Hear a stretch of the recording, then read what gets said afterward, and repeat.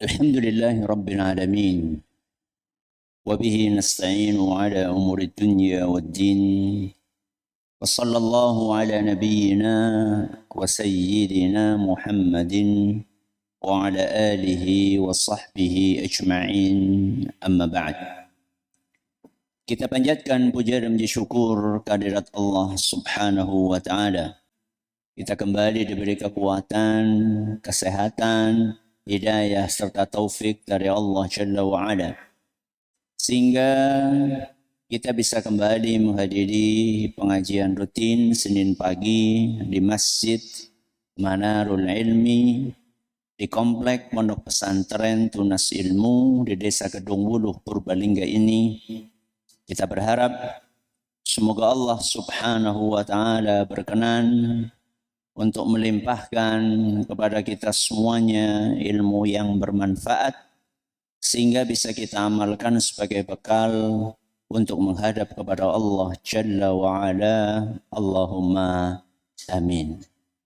Salawat dan salam semoga senantiasa tercurahkan kepada junjungan kita Nabi Agung Muhammad sallallahu alaihi wasallam, kepada keluarganya, sahabatnya, dan umatnya yang setia mengikuti tuntunannya hingga di akhir nanti.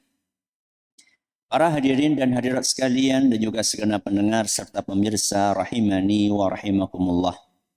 Alhamdulillah, kembali kita mengkaji fikih doa dan zikir. Kali ini kita memasuki serial nomor 228, masih mengangkat tema tentang redaksi doa istiftah. Kali ini kita akan mengkaji bagian yang keempat. Doa-doa istiftah yang dibaca oleh Nabi Sallallahu Alaihi Wasallam, ada yang sifatnya dibaca saat semua sholat, baik itu sholat fardu maupun sholat sunnah. Contohnya doa-doa yang sudah kita kaji pada pertemuan-pertemuan sebelumnya. Doa pertama, kedua, dan ketiga. Selain doa-doa istiftah yang sifatnya umum, yang bisa dibaca ketika sholat fardu dan sholat sunnah, ada beberapa redaksi doa istiftah yang oleh Nabi Sallallahu Alaihi Wasallam dibaca saat sholat tahajud. Sholat apa? Tahajud. Jadi Nabi SAW ketika sholat malam, beliau membuka sholat tahajudnya itu dengan membaca doa istiftah tertentu. Salah satunya adalah yang akan kita pelajari pada hari ini. Apa bunyi doanya? Allahumma Rabba Jibraila wa Mikaila wa Israfil Fatiras samawati wal ard Alimal ghaibi wasyahadah Anta tahkumu baina ibadika Fima kanu fihi yakhtalifun Ihdini lima ikhtulifa fihi minal haqqi bi'idhnik innaka tahdi man tasha'u ila siratim mustaqim. Sampun apal? Apa nembe tahu tumon? Padahal ya wis kawit biyen kole tahajud ya. Padahal sudah lama kita sholat tahajud. Tapi ternyata ada doa istiftah yang biasa dipakai oleh Nabi SAW dan kita belum tahu. Itulah pentingnya ngaji. Yang belum tahu jadi tahu. Oke. Saya baca dulu nggih, nanti jenengan mengikuti. Allahumma Rabba Jibraila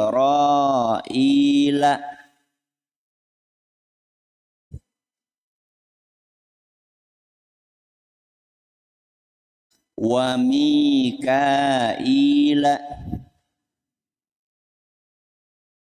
wa Israfil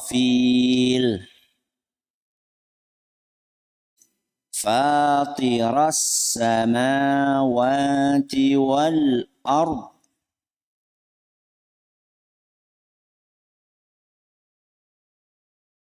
alimal ghaibi wasyahadah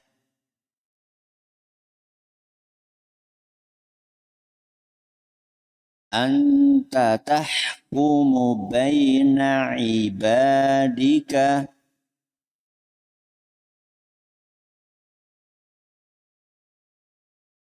fima kanu fihi yakhtalifun.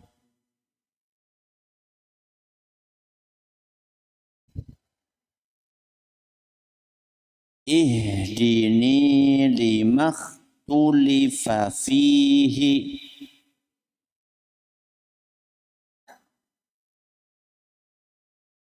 minal haqqi bi'idhnik innaka tahdi man tasha'u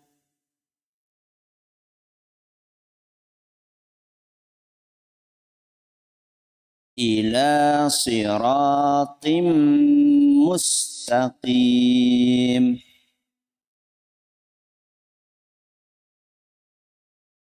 Ayo bareng-bareng. Allahumma rabba Jibraila wa Mikaila wa Israfil fatiras samawati wal ard alimal ghaibi wasyahadah anta tahkumu baina ibadika fima kanu fihi yakhtalifun. Ihdini limakhtulifa fihi minal haqqi bi'idhnika innaka tahdi man tasha'u ila siratim mustaqim. Apa dalil yang melandasi amalan yang barusan kita baca tersebut? Dalilnya adalah sebuah hadis yang diriwayatkan oleh Imam Muslim, di mana salah seorang tabi'in bertanya kepada Ummul Mukminin Aisyah radhiyallahu anha. Tabi'in itu biasa dijuluki dengan Abu Salamah. Sinten? Abu Salamah. Siapakah Abu Salamah? Abu Salamah itu adalah putra dari seorang sahabat yang mulia, Abdurrahman bin Auf. Putranya sinten, Bu? Abdurrahman bin Auf. Jadi Abu Salamah ini pernah bertanya kepada ibunda kita Ummul Mukminin Aisyah radhiyallahu anha. Apa isi pertanyaannya? Wahai Ummul Mukminin, doa iftitah apakah yang dibaca oleh Rasulullah Sallallahu Alaihi Wasallam ketika beliau sholat malam? Jadi yang ditanyakan oleh Abu Salamah kepada Aisyah adalah sesuatu yang tidak bisa beliau dapatkan kecuali dengan bertanya kepada istri Nabi SAW. Pertanyaannya adalah, kenapa kok ilmu ini hanya bisa didapatkan dari istri Nabi SAW? Kenapa coba? Karena Rasulullah SAW kalau melakukan sholat tahajud di mana? Di rumah.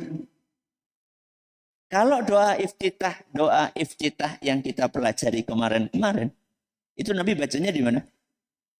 Di masjid ketika sholat berjamaah.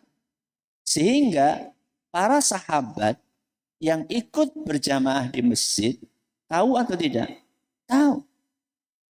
Tapi kalau sholat tahajud,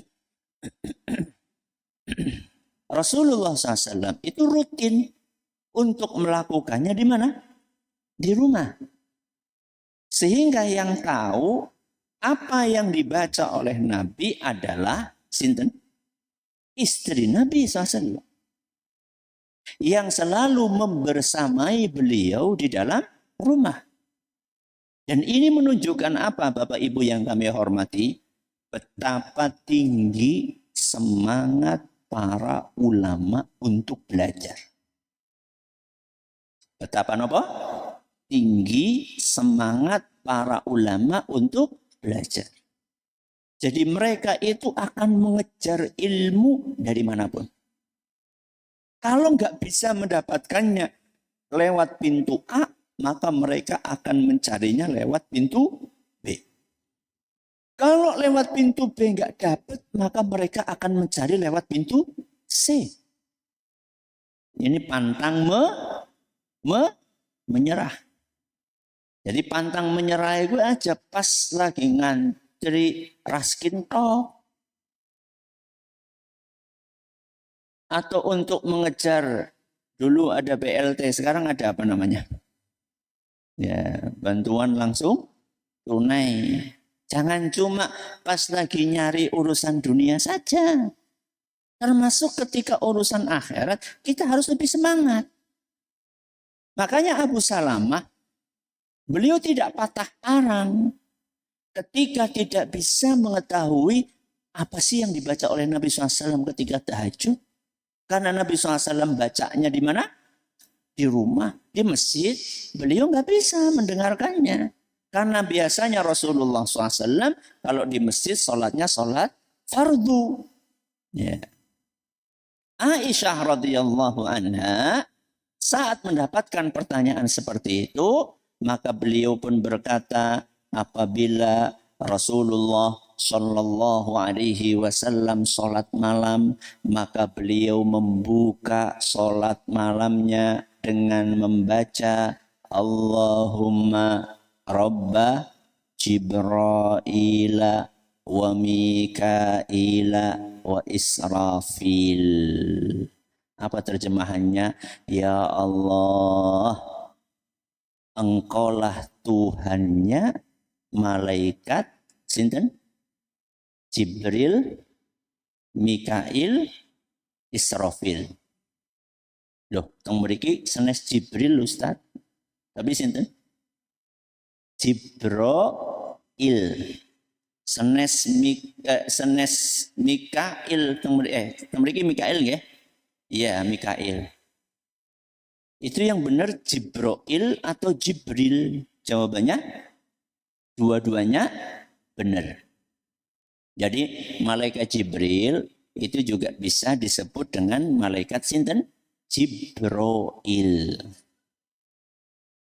Ya Allah, sesungguhnya Engkaulah Tuhannya malaikat Jibril, malaikat Mikail, dan malaikat Israfil. Fatiras samawati wal ard. Engkaulah ya Allah yang menciptakan langit dan bumi. Alimal ghaibi wasyahadah. Hanya Engkau yang tahu hal-hal gaib dan hal-hal yang kelihatan. Gaib berarti artinya apa, Bu? Enggak kelihatan. Alimal ghaibi, maha mengetahui sesuatu yang gaib, yaitu yang tidak kelihatan. Wasyahadah artinya yang kelihatan. Terus anta tahkumu baina ibadik bima kanu fihi yakhtalifun. Wahai Rabbi, Engkaulah yang memutuskan perkara di antara para hambamu saat mereka berselisih. Saat apa, Bu? Mereka berselisih. berselisih. Terus apa isi doanya? Ihdini, berilah aku hidayah. Alias berilah aku petunjuk lima tulifa fihi minal haqqi biiznik. Berilah aku petunjuk untuk mengetahui kebenaran dalam hal yang masih diperselisihkan oleh banyak orang. Ya Allah, dengan izinmu aku minta hidayah tersebut. Innaka tahdi man tasha. Karena sesungguhnya hanya Engkau, wahai Rabbi, yang memberikan hidayah bagi orang yang Engkau kehendaki. Ila siratim mustaqim. Memberikan hidayah ke jalan yang lurus. Doa ini, kalau jenengan perhatikan, itu terbagi menjadi dua.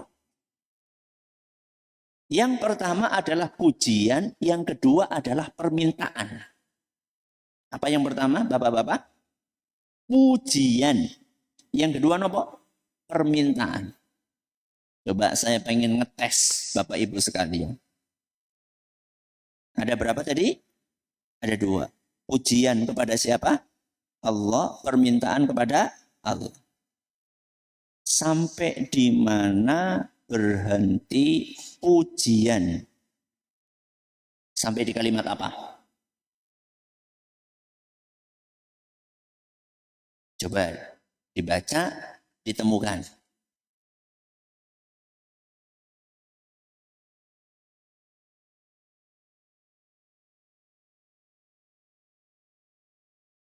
Tunjukkanlah. Itu apa?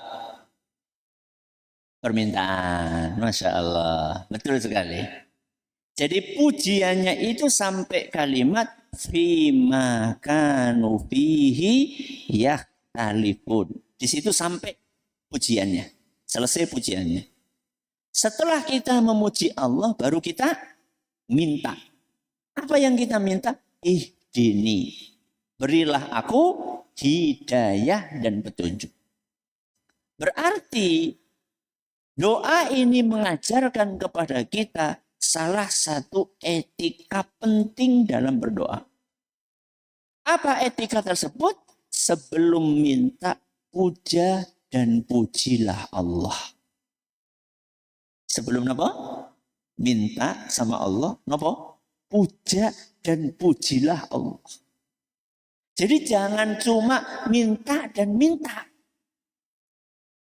Itu adalah adab dan etika yang diajarkan oleh Nabi SAW. Bahkan di dalam surat Al-Fatihah pun juga kita diajari seperti itu. Jangan apa surat Al-Fatihah? Apalah atau tidak? Alhamdulillah. Isinya pujian sama permintaan. Permintaannya mulai dari ayat apa? Nah, ihdinas siratal mustaqim. Di situ kita minta sama Allah. Sebelum minta sama Allah, kita apa dulu? Kita puji Allah. Coba. Bismillahirrahmanirrahim. Terus apa? Alhamdulillahi Rabbil Alamin. Apa artinya Alhamdulillahi Rabbil Alamin? Segala puji hanya untuk Allah, Tuhan semesta alam. Terus Ar-Rahmanir-Rahim, Maliki Yaumiddin, Iyyaka na'budu wa iyyaka nasta'in. Ini semuanya pujian. Baru setelah kita memuji Allah, minta. Itu namanya adab. Adab kepada siapa? Kepada Allah. Lah wong kita mau minta sama manusia pakai adab rahmatan. Pakai adab rahmatan. Iya.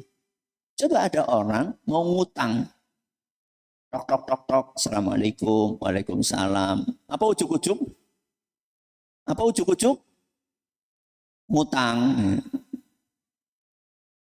Kira-kira kalau ada orang datang ujuk-ujuk tok tok tok, buka pintu ngutang, kira-kira diutangnya apa orang? Uang orang ngerti? Adab. Coba ibu-ibu, itu pun dilakukan sama anak-anak kita. Anak-anak kita gitu kalau sudah mulai ngelus-ngelus, ya, sudah mulai merek-merek, sudah mulai ibuku yang aku sayangi, gue tanda-tanda gue. Tanda-tanda apa? Ada maunya, ada sesuatu. Ya. Jadi kita ini jangan cuma beradab sama manusia. Sama Allah pun kita justru harus lebih beradab dan beretika. Apa pujiannya di sini? Pujiannya di sini adalah kita menyatakan bahwa Allah adalah penguasa segala sesuatu. Bahwa Allah adalah pencipta segala sesuatu. Diawali dengan kalimat Allahumma Rabba Jibraila wa Mikaila wa Israfil. Disebutkan bahwa Allah adalah pencipta, pengatur, penguasa para malaikatnya yang salah tiganya, ya bukan salah satunya, salah tiganya siapa? Jibril, Mikail, Israfil. Saya tanya sama jenengan, selain 3 malaikat ini ada enggak? Selain malaikat, selain 3 malaikat ini ada? Banyak. Kenapa kok 3 yang disebutkan? Karena 3 ini yang paling menonjol. Yang paling menonjol. Menonjolnya di mana? Menonjolnya 3 malaikat ini mendapatkan tugas yang sama. Apa tugasnya? Mengurusi kehidupan para makhluk. Mengurusi apa, Bu? Kehidupan para makhluk. Cuman spesifikasinya beda-beda. Kalau malaikat Jibril mengurusi kehidupan rohani, kalau malaikat Mikail mengurusi kehidupan, kebalikannya rohani nopo? Jasmani. Kalau malaikat Israfil mengurusi kehidupan setelah kematian. Coba diulangi. Malaikat Jibril tugasnya apa? Mengurusi kehidupan rohani. Malaikat Mikail mengurusi kehidupan jasmani. Malaikat Israfil mengurusi kehidupan setelah kematian. Maksudnya mengurusi nopo? Ayo kita jelaskan satu-satu. Malaikat Jibril ngurusi kehidupan rohani. Rohani siapa? Hati. Kenapa? Hati. Maksudnya pripun Ustaz? Loh, bukankah malaikat Jibril tugasnya membawa wahyu? Al-Quran. Itu yang bawa sinten? Malaikat Jibril. Al-Quran diturunkan untuk menghidupkan hati. Sehingga orang-orang yang rajin belajar Al-Quran, hatinya hidup. Berarti kebalikannya nopo? Sing ora tahu sinau Quran. Dilanjutkan. Hatinya mati. Mati apa? Rohaninya. Jenengan pengen yang mati apa yang hidup? Jenengan pengen jadi pocong berjalan? Ya. Secara jasmani hidup, tapi secara rohani mati. Nah, malaikat Jibril ini tugasnya adalah ngurusi kehidupan rohani. Dalam bentuk apa? Dalam bentuk mendapatkan tugas oleh Allah untuk menurunkan wahyu kepada para nabi alaihimussalam. Oke, malaikat sinten iki? Jibril. Yang kedua sinten? Malaikat Mikail. Selama ini kan kita sering malaikat Mikail tugasnya apa yo? Hah? Dan yang sepi menurunkan rezeki, menurunkan hujan, membagi-bagi rizki, membagi-bagi hujan. Yang ngasih Allah atau malaikat Mikail? Allah, cuman lewat malaikat Mikail.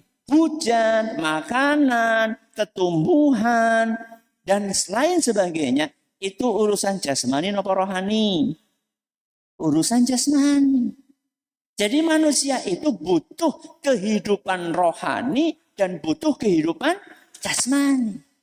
Makanya Allah nggak cuma menurunkan wahyu, Allah juga menurunkan rizki, salah satunya hujan. Supaya apa? Supaya kita hidup jasmani dan rohani. Terus yang terakhir, malaikat sinten? Israfil. Ngurusi kehidupan setelah kematian. Kok bisa? Karena malaikat Israfil tugasnya meniup sangkakala, alias meniup trompet. Trompet untuk apa? Untuk menghidupkan manusia. Berapa kali ditiup? 2 kali. Tiupan yang pertama untuk mematikan seluruh manusia. Tiupan yang kedua untuk menghidupkan mereka semua. Tiupan yang kedua untuk menghidupkan seluruh manusia. Sehingga malaikat Israfil itu ngurusi kehidupan setelah kematian. Makanya kita jangan cuma mikirin kehidupan di dunia tok. Karena setelah kita mati di dunia, kita akan dihidupkan lagi. Di sebuah alam namanya alam akhirat. Dan di sanalah kita akan memetik apa yang kita tanam saat kita di dunia. Di sanalah kita akan panen. Panen pahala apa dosa? Nah, panen neraka apa surga? Tergantung apa? Tergantung amalan kita. Kalau kita sholat, kalau kita ngaji, kalau kita birrul walidain, insya Allah panennya surga. Tapi kalau sholat nggak pernah, ngaji bebeh, birrul walidain emoh, itu panennya arep ya moh. Ya. Dah. Jadi Allah adalah penguasa para malaikat, salah tiganya sinten? Jibril, Mikail, Israfil. Setelah itu kemudian kita diajari untuk membaca Fatiras samawati wal ard. Dialah Allah yang menciptakan langit dan bumi. Menciptakan atau juga menguasai? Menciptakan, menguasai, mengatur, menjaga semuanya. Itulah Allah Azza wa Jalla. Kenapa disampaikan seperti ini? Supaya tidak muncul persepsi yang keliru. Bahwa Allah itu cuma penguasanya malaikat Jibril, Mikail, dan Israfil. Sehingga untuk menepis persepsi yang mungkin muncul bahwa kekuasaan Allah hanya terbatas pada 3 malaikat, maka Allah katakan, maka Nabi SAW katakan, Fatiras samawati wal ard. Ingat loh, kekuasaan Allah itu nggak cuma terbatas kepada 3 malaikat saja. Seluruh langit dan bumi itu di bawah kekuasaan sinten Allah. Alimal ghaibi wasyahadah. Salah satu kesempurnaan Allah yang menciptakan langit dan bumi ini adalah Allah mengetahui segala sesuatu yang gaib maupun yang tidak gaib. Coba tadi masih ingat nggak? Gaib artinya apa? Tidak kelihatan. Contoh yang nggak kelihatan apa?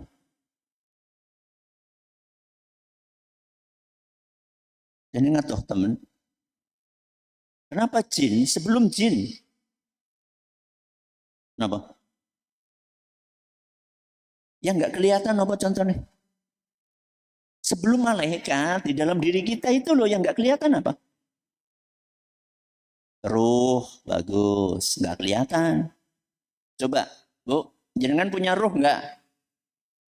Nah, ora ya habis nang kuburan. Coba sekarang saya minta jenengan untuk memegang nyawa masing-masing. Ayo, di sini dicekel. Kepala, ini kepala. Gak bisa.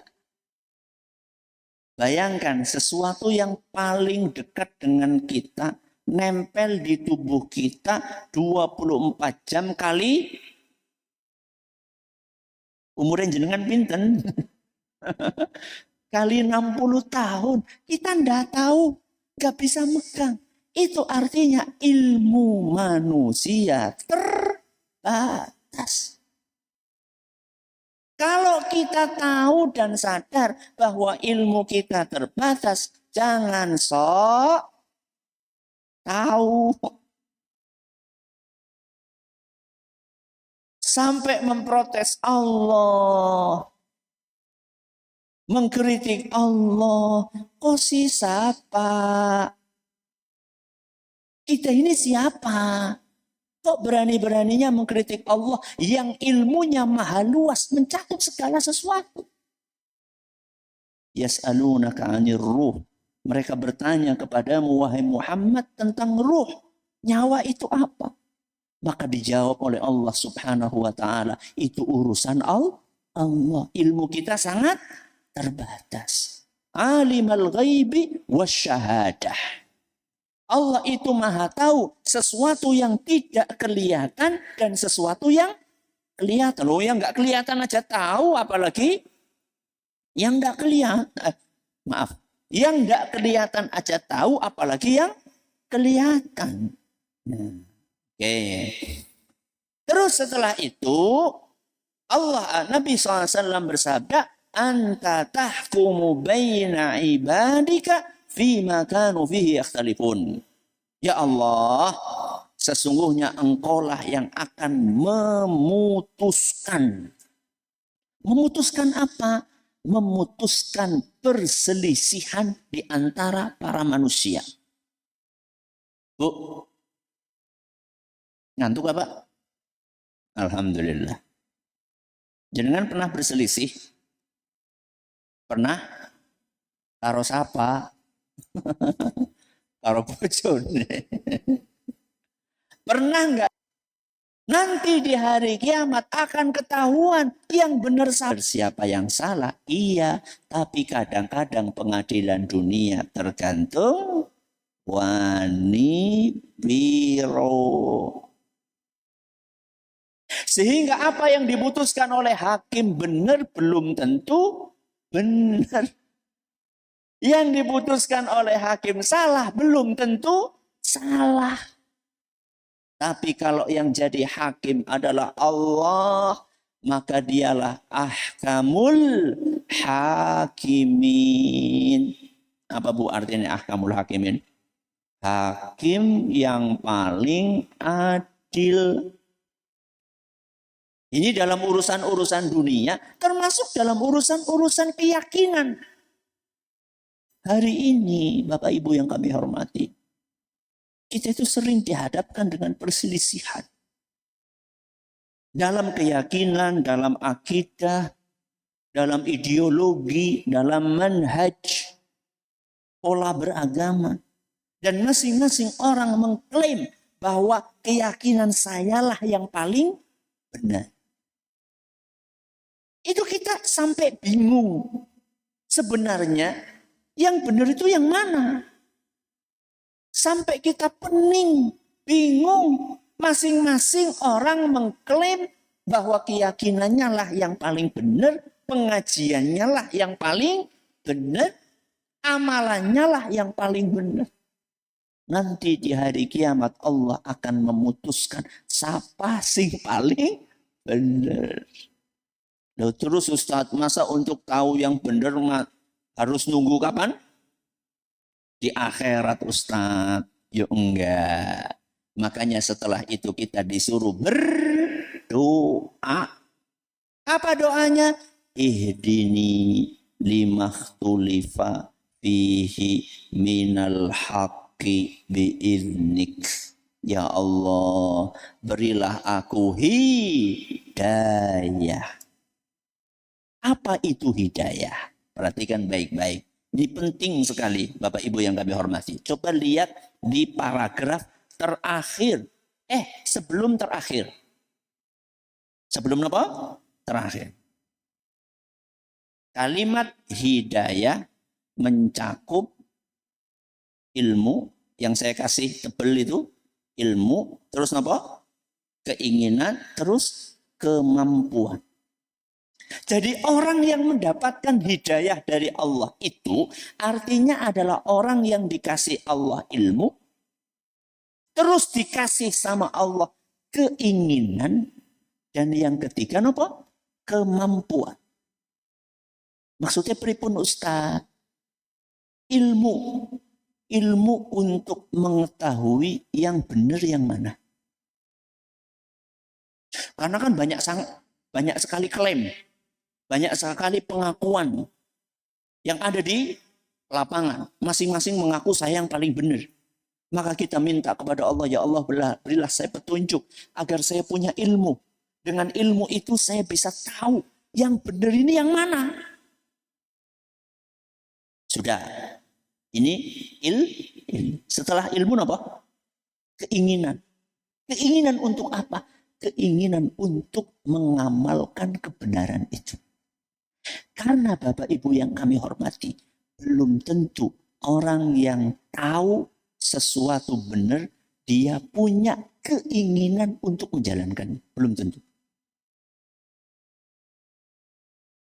Jadi ada orang tahu bahwa sholat itu hukumnya wajib. Ada. Tapi apakah mereka semuanya mau sholat? Belum tentu. Banyak orang yang tahu. Kenapa sih orang sholat? Apa sholat orang wajib? Yang ngerti aku sholat wajib. Tapi bebek. Tapi nggak mau. Maka kita minta kepada Allah. Nggak cuma ilmu. Kita minta apa? Keinginan. Keinginan untuk mengamalkan ilmu tersebut.